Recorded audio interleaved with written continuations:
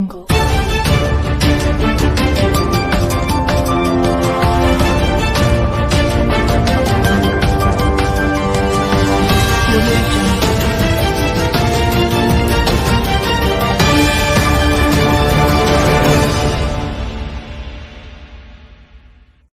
आदमी पार्टी पूरी तैयारी के साथ, जोश खरोश के साथ चुनाव लड़ने वाली उत्तर प्रदेश में, और जिला पंचायत चुनाव से हम लोग शुरू कर रहे हैं।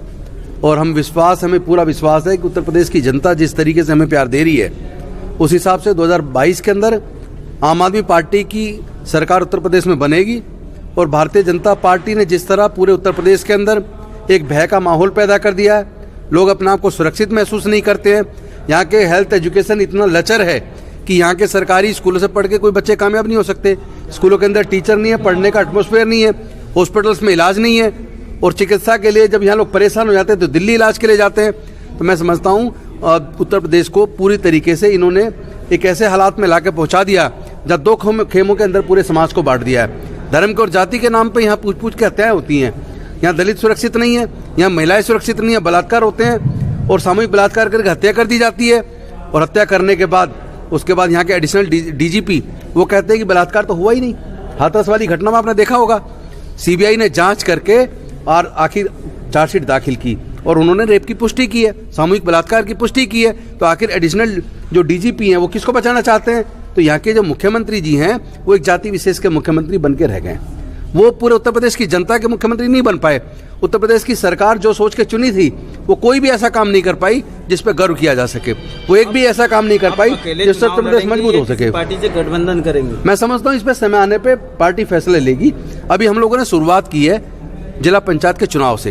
इस बीच हम लोग अपने पूरे संगठन का निर्माण करेंगे और निर्माण करके जो हमारा मेन एजेंडा वही रहेगा कि कम से कम जो प्राइमरी जो हेल्थ सर्विसेज हैं, प्राइमरी जो एजुकेशन है जो जिला पंचायत के तहत आती है, उसमें तो कम से कम हम लोग उन मुद्दों पे लड़ेंगे। गांव के अंदर सड़कें अच्छी नहीं है, हालात इतने खराब है, बिजली का दाम इतने ज़्यादा हैं।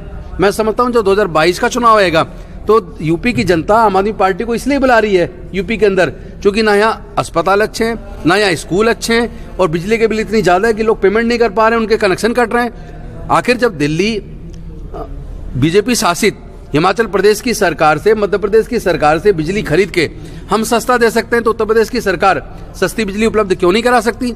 हम अगर स्कूल अस्पताल अच्छा कर सकते हैं तो उत्तर प्रदेश की सरकार क्यों नहीं कर सकती?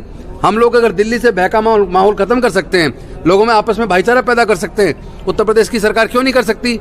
एक्चुअली भारतीय जनता पार्टी की सरकार ये कहीं भी देख लीजिए पूरे देश के अंदर जाति और धर्म की राजनीति करती है, समाज को बांटने की राजनीति करती है, और इन पे कुछ और आता भी नहीं है। इनको लगता है जाति धर्म के दंगे करा के, जाति धर्म की राजनीति करके सत्ता पालेंगे। तो ये बार बार ये कार्ड चलने वाला नहीं है।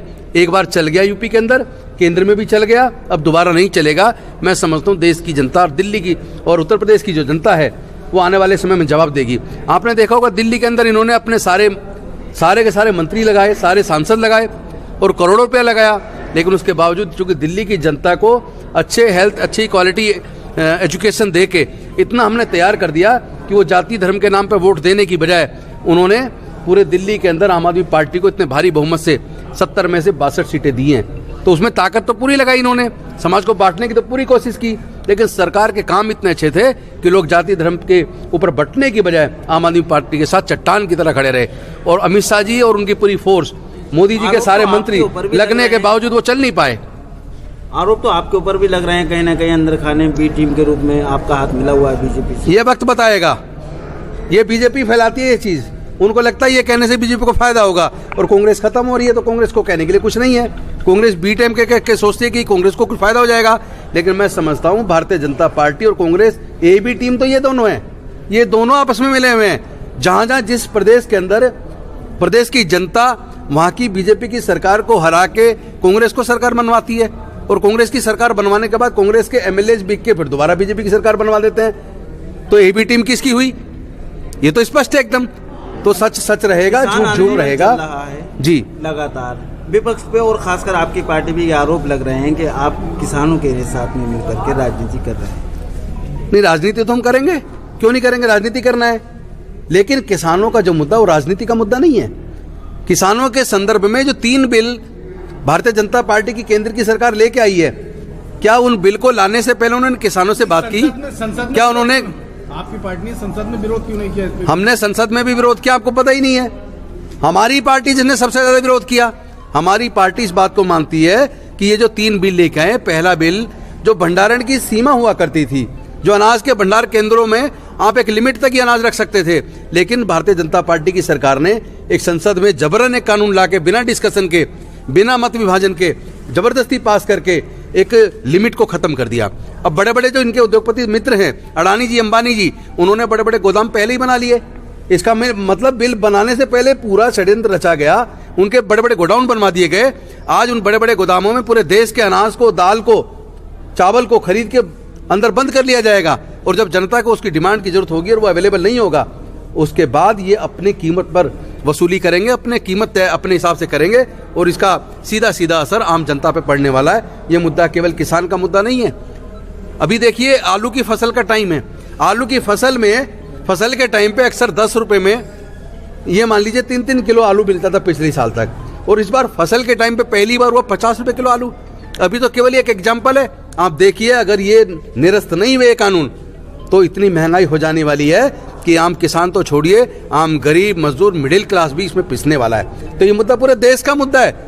ये भ्रमित कर रहे हैं कि किसानों का मुद्दा और किसान को भ्रमित किया जा रहा है। किसान भ्रमित होने वाला नहीं है, किसान समझदार है। किसान इस बात को समझ चुका है कि भंडारण खत्म करके, और जिस तरह खेती को जो एग्रीमेंट के तहत पूंजीपतियों के हाथ में सौंपने की साजिश है, और मंडियों को खत्म करके बड़ी बड़ी इनके भंडारण केंद्र वाले लोग जो हैं, इंडस्ट्री बड़ी बड़ी मंडियां बना लेंगे। उसके बाद क्या होगा, पहले तो ये थोड़ा फालतू पैसा देके अनाज खरीदेंगे 1-2 साल तक, और जो स्थापित मंडियां हैं वो सारी मंडियां उसके बाद धीरे धीरे खत्म हो जाएंगी, और जब ये सारी खत्म हो जाएंगी, फिर किसान पूरी तरह बड़े बड़े पूंजीपतियों के ऊपर निर्भर हो जाएगा। अपना वो फसल काट के लेके जाएगा उनके पास, उसके बाद वो कहेंगे आपका तो अनाज छोटा है, इसका बीज अच्छा नहीं है, क्वालिटी अच्छी नहीं है, हम नहीं खरीदेंगे।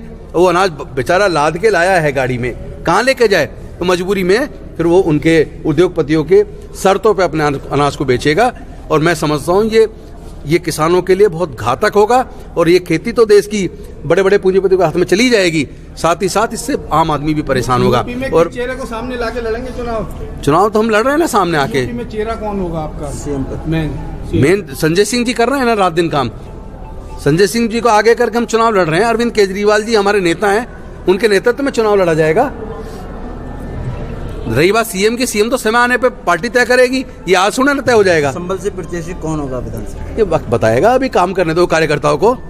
अभी घर घर तक आम आदमी पार्टी जाने वाली है, और समय आने के ऊपर, और जैसे जैसे हमारी पार्टी के लोग मेहनत करके आगे आएंगे, अपना व्यक्तित्व निखार के लेके आएंगे, तो इसी तरह दिल्ली के अंदर हम लोगों ने अच्छे अच्छे कैंडिडेट दिए, उसी तरह उत्तर प्रदेश के अंदर बहुत अच्छे कैंडिडेट देंगे। कार्यकर्ताओं की सुनी जाएगी या नेताओं की? देखिए, हमारे यहाँ आम आदमी पार्टी में कार्यकर्ता की सबसे ज्यादा तवज्जो कार्यकर्ता को दी जाती है, और कार्यकर्ता हमारी पार्टी की रीढ़ की हड्डी हैं। और आप देखो जरा जाके जो एमएलए दिल्ली के अंदर बने हैं, किस तरह आम आदमियों को निकाल के, जिनमें काबिलियत थी उनको ढूंढ के उनको हमने एमएलए बनाया है। बड़े बड़े पूंजीपति ढूंढ के नहीं बनाया है, पैसे वालों को ढूंढ के नहीं बनाया है। ये आम आदमी पार्टी की खासियत है, हम कार्यकर्ताओं को तवज्जो देते हैं, और कार्यकर्ताओं के दम पे पार्टी आज पूरे देश की पार्टी बनने जा रही है।